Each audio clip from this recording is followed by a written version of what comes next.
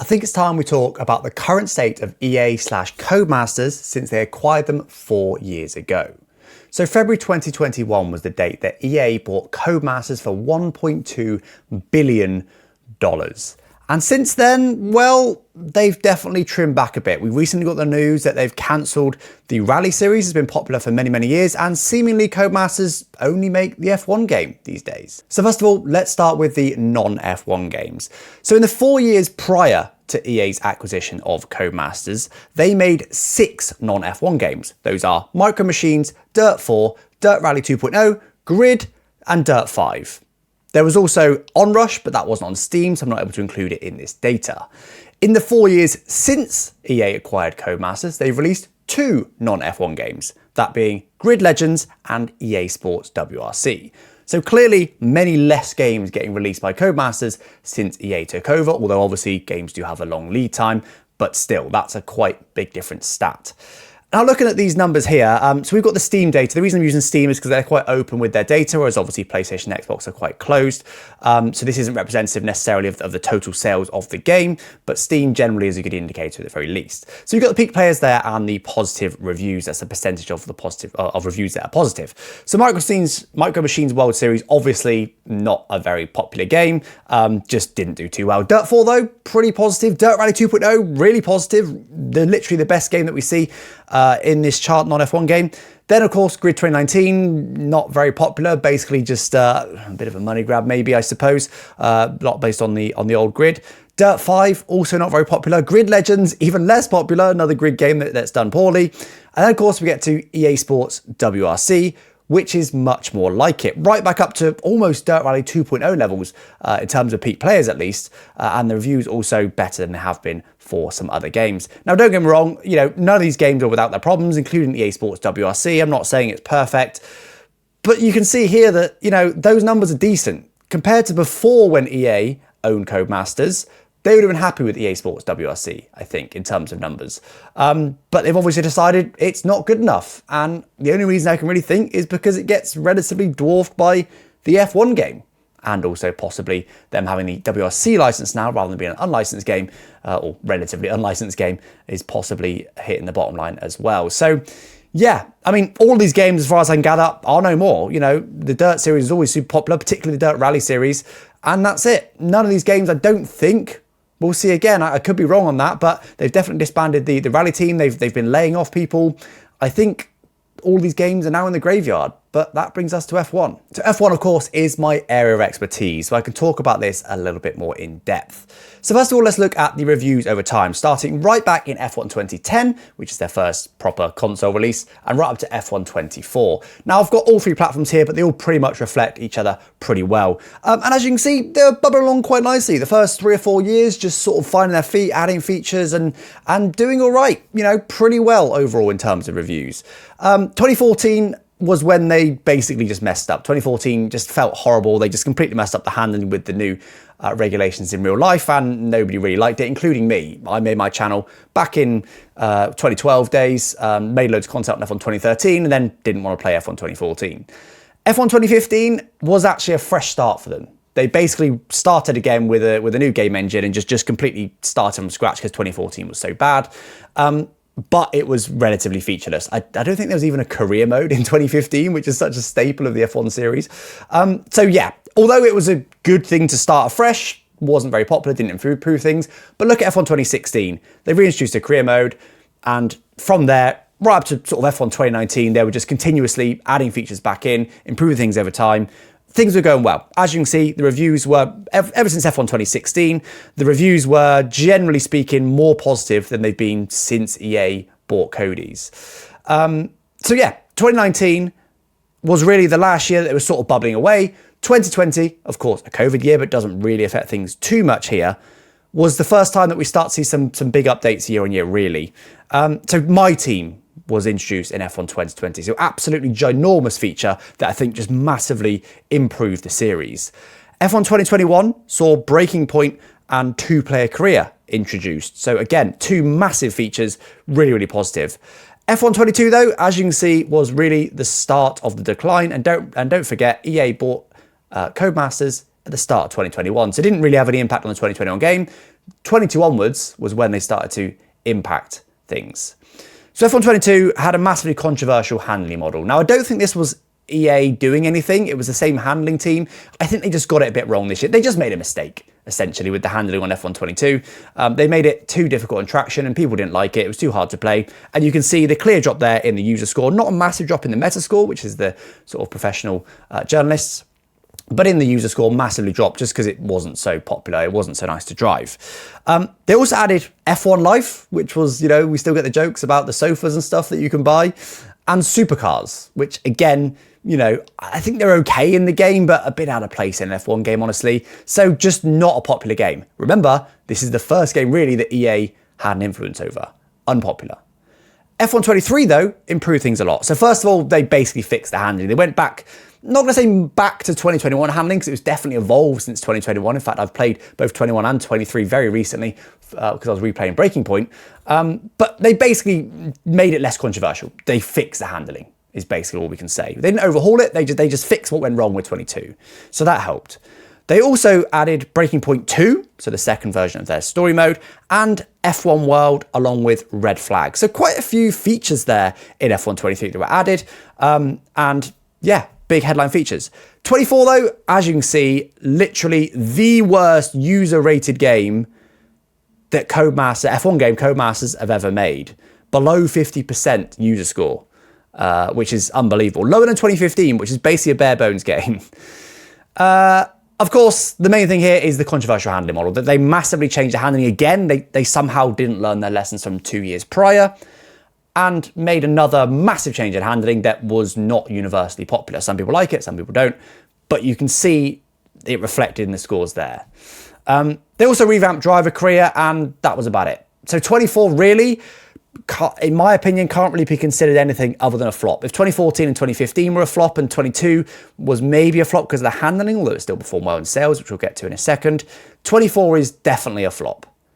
So we're seeing there really positive period, 2014, 2015, okay, not the best, but they clearly managed to recover the way out of that quite nicely. And then ever since EA bought F1, it's been up and down, I think would be the nice way to say it. But let's look at sales, because EA really are a marketing company. They're massive. The amount of budget they've got is ridiculous. So here's the sales of F1 2019, which again is the sort of last game they were sort of bubbling away as just Codemasters. I think they were publishing it themselves as well. Don't get me wrong, not a small company, but also nowhere near as big as EA. Marketing was much less in these days. So at the bottom there, obviously month one is the first month of release, and then we do 12 months after release to make it the same for all games. And they were all released broadly at a similar time. They also all had a free weekend between sort of 3 and 6 months after release. So you can see the little increase there for F1 2019. In month 6 was a free weekend. And they tend to do well as well because, they start doing sales month 10 and stuff tends to increase because the F1 season comes back and they start to do discounts and things like that. So it's not a perfectly straight line, but this is the peak players on Steam for F1 2019. F1 2020, remember, that was when they introduced My Team for the first time, and of course COVID helped, massively increased. Just, similar sort of trend actually across the board, but, a good chunk higher. In fact, if you look at the release sales, more than doubled the sales for month 1. Massive. 2021, much more up and down, but as you can see, similar. Launched at a very slightly higher amount than 2020, just like we saw in the user reviews, but, generally performing better, performing really well. 22, the first game that EA really had an influence over. So it started just as well. Started slightly better, in fact, because, everyone was like, these games are great. But ever since certainly F1 2020 and 2021, I've been enjoying them. 22, at launch, does as well. And then people go, don't like this handling model. And don't like F1 Live, don't like the supercars. There was just less reasons to buy it. And you can see the drop off there. It's absolutely clear. Month 2 was a big drop off in players. And then from there, really, it kind of gets worse. I mean, it's clearly, even briefly dips below F1 2019, clearly just performing worse than the last 2 games. But then we know F1 23 improved things. They basically fixed it for F1 23, largely, the issues that were in 22, certainly the handling. But you can see there the trust is now lost. Peak sales are now, almost half, probably are half of, launch sales, almost half of what they were for the last 3 games. So the trust is now lost because of handling. But it does all right over its lifetime. It doesn't drop off as hard as 22. It is ahead of 22 for a bit. It ends below, but who knows what it did with sales and things like that. So it's all right. It's all right, but it's not great. Certainly below what they did for those first 3 years. And then we get to F1 24, which can only be described as the worst performing game over the last 6 years. Month one sales were worse than in 2019. That's a pre-COVID era, don't forget, where it was still owned by Codemasters, and there was no massive changes really in 2019. The biggest thing was F2 cars got added, but they were just bubbling away. So all the money that they put on F1 24, bearing in mind, they paid Max Verstappen to be the ambassador for the game. They had their logo on the chin of his helmet. And he's a known critic of the F1 games. He doesn't love playing them. So God knows how much they had to pay him to get that. The amount of marketing, I don't know, only they know, but I'd be pretty confident saying that the marketing budget for the F1 games was higher on F1 24 than it ever has been. And yet, on Steam, the peak players have been awful. Now look, it has recovered. Look at this sort of second half of the year. There was a free month, and also they discounted massively. I think they went down to 85% off over the last couple of months. So actually it's recovered quite nicely back up to 2019 levels, 22 levels, 23 levels. So, it's not a disaster at the end of the year, but still below those peak games of F1 2020 and F1 2021. Again, COVID era, so that is a little bit of a pinch of salt there, to be fair. So in the end, they ended up doing all right. So where does this leave us for the future then? Well, it seems to me Codemasters are only really going to make the F1 game in the future. I could be wrong on that. Maybe they'll bring back something like Grid Legends or other racing games. But it seems to be stripped back now, and it is just an F1 company. I mean, they've even deleted their social media, Codemasters. So Codemasters doesn't really exist. It's sort of barely even a subsidiary of EA these days. It is just EA, essentially. But where do we go from here? Well, they need to learn their lessons for handling, for a start. Don't make controversial handling. Don't make big changes year on year. Just slowly evolve it, improve it over time. So we'll see what they do with that with F1 25. But where do they go? What else do they do? Marketing is not the issue. Marketing, they're incredible at marketing. They put plenty of money behind it. It's not like they've just pushed it less. They've pushed it more. It's the game. The game is the issue. Well, we'll see. I think, to me, the big difference between the pre-EA era, those first 3 games, and the post-EA era, those last 3 games, is the features they've been introducing. Where previously they were introducing things like My Team, Breaking Point, 2-player career, real massive gameplay features. Since then, it's been F1 Life and Supercars and the unpopular F1 World. Now, they have done driver career for F1 24, and they're going to do My Team career for F1 25. So that's more core features, we'll see. But to me, it seems like they're just constantly trying to introduce new features that they can sell to new players. F1 24 handling as well is definitely much more stripped back. It's much more basic. It's much more accessible for a pad player, in theory. So we'll see. There is a bit of an increase there at the end of F1 24. We'll see if F1 25 starts to get back to the sort of peak of F1 2020, F1 2021 with the handling. Maybe they go in the right direction. Maybe it was just a brief dip while people get used to it, and maybe it will start to increase now. We will see. In my opinion, though, they just need to go back to basics. Codemasters were fantastic just making good F1 games. That's what they concentrated on. How can we make the best F1 game possible? EA want new features. They want, to use an old term, back-of-the-box features. Big new features that they can put in their marketing.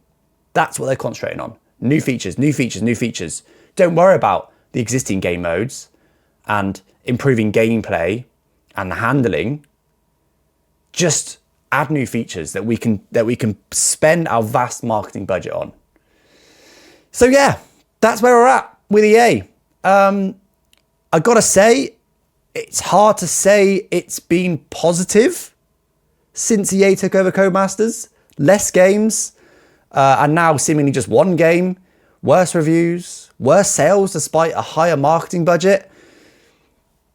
And how long will EA sustain this? I mean, is the F1 game still profitable with how much they spend on marketing? I've got no idea.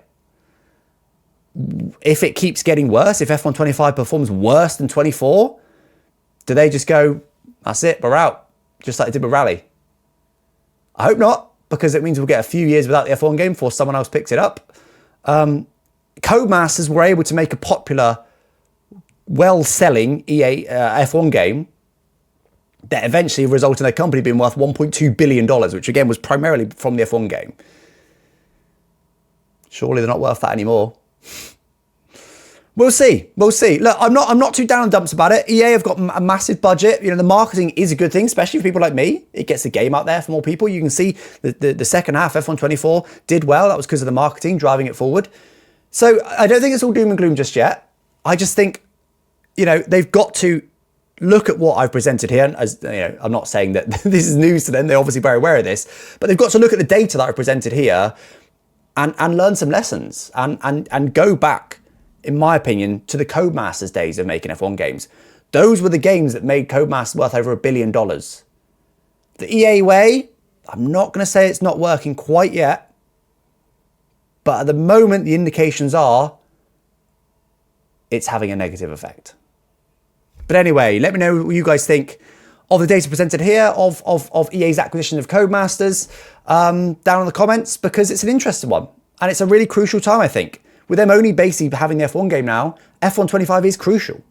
If F1 25 performs worse than 24, I think we're at a very real risk of EA giving up on F1, which would be bad news. We'll see. We'll see. Anyway, guys, don't forget to drop a follow if you haven't already, a subscribe, and I'll catch you next time. Thanks for watching. Bye-bye.